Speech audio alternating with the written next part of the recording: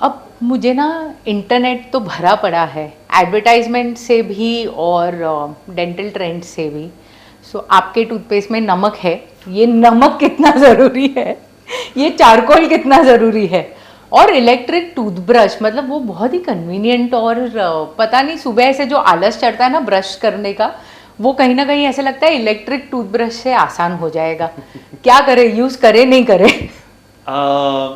C coming to your toothpaste first, toothpaste क्या आपके toothpaste में नमक है, चारकोल है, ये सब आपके टूथपेस्ट में नहीं होना चाहिए। आपके टूथपेस्ट का बेसिक काम आपके दांत को साफ करना है, ना कि उसमें नमक डालना, ना कि उसमें चारकोल डालना। अब बेसिकली ये कंपनीज क्यों करते हैं, आई डोंट नो, शायद ये मार्केटिंग स्ट्रैटेजीज है to come up with different things या कुछ अलग।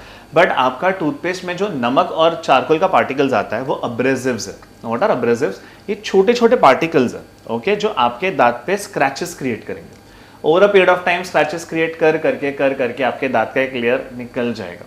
Once that comes out basically, तो आपका दांत ससेप्टेबल हो जाएगा कैविटीज के लिए। एनामल आपके दांत का बहुत जरूरी है। जब तक एनामल का प्रोटेक्शन लेयर है तब तक आपका दांत is safe from cavities.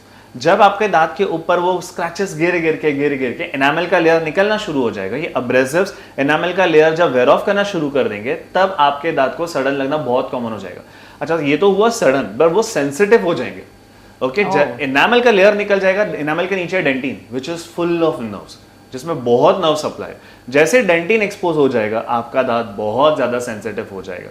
So please ये फैंसी टूथपेस्ट यूज मत करना।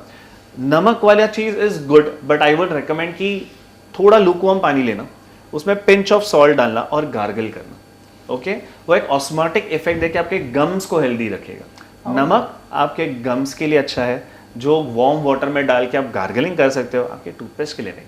Coming to electric toothbrushes, yes they are good, electric toothbrushes आप बिल्कुल यूज कर सकते हो। बट अगर आप आलसी हो और इलेक्ट्रिक टूथब्रश यूज करने वाले हो तो आप वैसे भी ब्रश नहीं करोगे। आप अगर नॉर्मल ब्रश से ही ब्रश नहीं करते तो इलेक्ट्रिक टूथब्रश से क्या ही कर लोगे।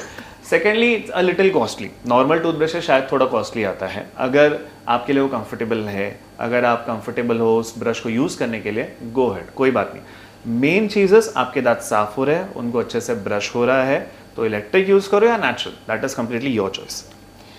चॉइस की जब बात आ रही है, यू नो, हमारी कभी कभी चॉइस होती है वो दांत एकदम वाइट चाहिए। हंसो मत यार, ये तो सबकी डिमांड होती है, लुक्स के लिए दांत वाइट चाहिए। तो टीथ वाइटनिंग ट्रीटमेंट्स करें या उससे प्रॉब्लम्स ही क्रिएट होंगे? You can go for teeth whitening treatment. Teeth whitening treatment is basically dental bleach. Okay, but ये टीथ वाइटनिंग ट्रीटमेंट किसी डेंटिस्ट के पास जाके किसी प्रोफेशनल से ही करवाना। जो कंपनीज क्लेम करते हैं कि हमारे टूथपेस्ट यूज करने से आपका टीथ वाइटनिंग हो जाएगा, आपका घर बैठे बैठे वाइटनिंग होने वाला है, या कुछ companies have come up with कि वो कोई फैंसी प्रोडक्ट्स बेचते हैं जिसमें आप घर पे उसको मिक्स करके दांत पे लगा सकते हो और थोड़ी देर बाद आपका टीथ वाइट हो जाता है। शायद उस टाइम के लिए आपके दांत वाइट होंगे भी, बट वो ब्लीच अगर एक कंट्रोल्ड अमाउंट में यूज नहीं किया तो आपके दांत को वो इरिवर्सिबली डैमेज कर सकता है।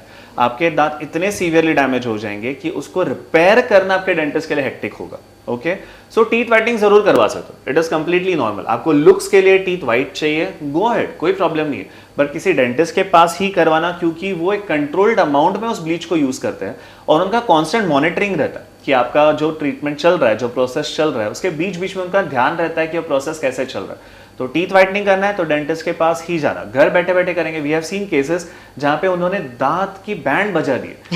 सी, dental treatments are not expensive. आप घर बैठे बैठे दांत की बैंड बजाते हो और फिर डेंटिस्ट को ब्लेम करते हैं कि dental treatments are expensive. They are not. Please time रहते डेंटिस्ट के पास जाइए, तो सारे ट्रीटमेंट सस्ते में ही होते हैं।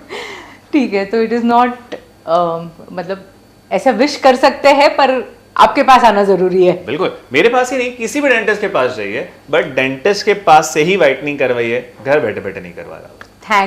Thank you so much for clearing this. Thank you so much.